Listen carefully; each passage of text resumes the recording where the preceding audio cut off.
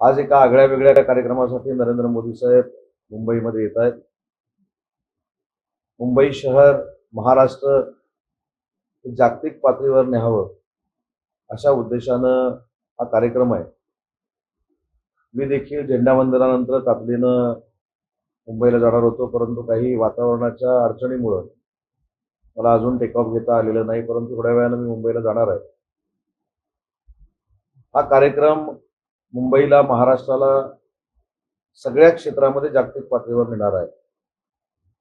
माननीय नरेंद्र मोदी साहेबांच्या संकल्पनेतनं हा कार्यक्रम आज 10:30 वाजता जिओ सेंटरला सुरू होतोय.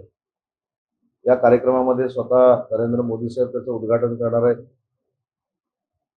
परराष्ट्र मंत्री देखील त्याच्यामध्ये आहेत. अश्विनी वैष्णव साहेब देखील आहेत. राज्याचे मुख्यमंत्री तर निमंत्रक आहेत. आमचे शिवसेनेचे मुख्य नेते आणि उपमुख्यमंत्री शिंदे साहेब देखील त्या कार्यक्रमामध्ये आहेत. अजितदादा देखील आहेत. सर्व मंत्री महोदय त्याला उपस्थित राहणार आहेत, कारण प्रत्येक जण फ्लॅग होस्टिंगसाठी त्यांच्या त्यांच्या जिल्ह्यात असल्यामुळं तिथं जायला काही मंडळींना उशीर होईल. परंतु हा कार्यक्रम नक्कीच मनोरंजन क्षेत्राला, उद्योग क्षेत्राला, पर्यटन क्षेत्राला महाराष्ट्रातल्या एका वेगळ्या उंचीवर घेऊन जाईल आणि त्यासाठी केंद्र शासन जे प्रयत्न करत आहे त्याचाच हा एक भाग आहे. या पूर्ण कार्यक्रमाचे निमंत्रक राज्याचे मुख्यमंत्री देवेंद्रजी फडणवीस आहेत. केंद्र शासनाचा हा कार्यक्रम आहे. या कार्यक्रमामध्ये परदेशातले 35 ते 40 मंत्री दर्जाचे मान्यवर उपस्थित राहणार आहेत. 120 ते 150 विविध कंपन्यांचे परदेशातले सीईओ उपस्थित राहणार आहेत. या कार्यक्रमामध्ये देशातले जे मोठे इंडस्ट्रिस्ट आहेत त्याच्यामध्ये मुकेश अंबानी असतील, त्याच्यानंतर गौतम अदानी असतील, अनिल अंबानी असतील, या सगळ्या या स्तरावरचे सगळे, महिंद्रा ग्रुपचे प्रमुख असतील, टाटाचे प्रमुख असतील, असे इंडस्ट्रियलिस्ट देखील उपस्थित राहणार आहेत. आणि आज मला असं वाटतं की एक फिल्म इंडस्ट्रीसाठी ऐतिहासिक दिवस आहे. माझ्या विभागानं देखील फिल्म इंडस्ट्रीला इंडस्ट्रीचा दर्जा देण्याचा निर्णय घेतलेला आहे. त्याचा सुतोवाच देखील त्या ठिकाणी होईल.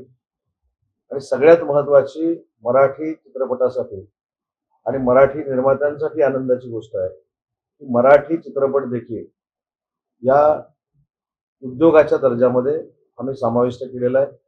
त्याच्यामुळे छोटे छोटे या क्षेत्रामध्ये निर्माण होणारे जे उद्योजक आहेत त्यांना देखील ताकद आता महाराष्ट्र शासन देईल अशा पद्धतीचं निर्णय देखील उद्योग विभागाने घेतला.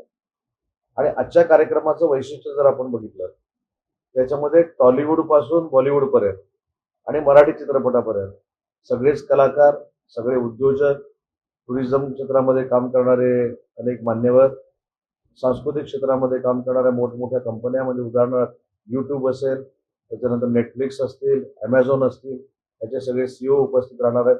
आणि या सगळ्या सीईओंबरोबर देशाचे पंतप्रधान नरेंद्र मोदी साहेब स्वतः दुपारी इंटरॅक्शन करणार आहेत.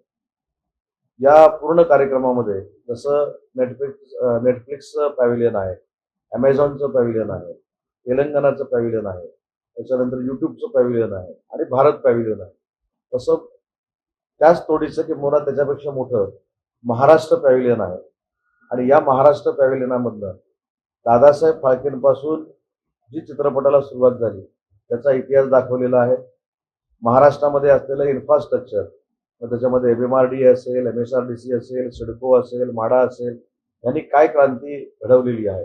उदाहरणार्थ कोस्टल वे आहे मुंबईचा, अटल सेतू आहे, समृद्धी महामार्ग आहे, आता ग्रीनफील्ड प्रोजेक्ट जे होणार आहेत ते सगळे त्याच्यामध्ये आहेत. या सगळ्याचा उल्लेख या सगळ्या प्रेझेंटेशनमध्ये महाराष्ट्र शासनाने केलेला आहे. आणि हा कार्यक्रम महाराष्ट्राला एका वेगळ्या उंचीवर जागतिक पातळीवर घेऊन जाईल, हा राज्याचा उद्योग मंत्री म्हणून आणि मराठी भाषेचा मंत्री म्हणून मला कळते. मला असं वाटतं की त्यांना चांगल्या कामामध्ये थोडा घालायची सवय आहे. देशातल्या प्रत्येक माणसाची अशी इच्छा होती की केंद्र सरकारकडनं जातीनिहाय गणना व्हावी आणि तो निर्णय नरेंद्र मोदी साहेबांच्या नेतृत्वाखाली केंद्र सरकारनं घेतलाय. त्याचं आम्ही सगळेच स्वागत करतो. त्याच्यामुळं प्रत्येक घटकाला न्याय मिळणार आहे, प्रत्येक जाती धर्माच्या व्यक्तीला न्याय मिळणार आहे. आणि मला असं वाटतं की जगाच्या पातळीवर केंद्र सरकारनं घेतलेला निर्णय हा ऐतिहासिक निर्णय आहे आणि ह्याची नोंद जागतिक पातळीवर घेतली जाईल याची मला खात्री आहे. आता केंद्रातल्या विरोधी पक्ष नेत्यांनी जे काही म्हटलेलं आहे त्यांनी पहिलं कौतुक केलं आणि त्याच्यानंतर सल्ला दिला. आता सल्ला देत असताना हा त्याने विचार करायला पाहिजे होता. काँग्रेसची सत्ता किती वर्ष केंद्रामध्ये होती, त्यावेळी हे का झालं नाही. म्हणून नरेंद्र मोदी साहेबांच्या नेतृत्वाखाली अतिशय विधायक दृष्टिकोनातनं हा उपक्रम राबवला जाणार आहे आणि याचं प्रत्येक समाज माध्यमाच्या निमित्तानं स्वागत होतंय आणि आम्ही देखील त्याचं स्वागत करतो आणि केंद्र सरकारचे आभार मानतो.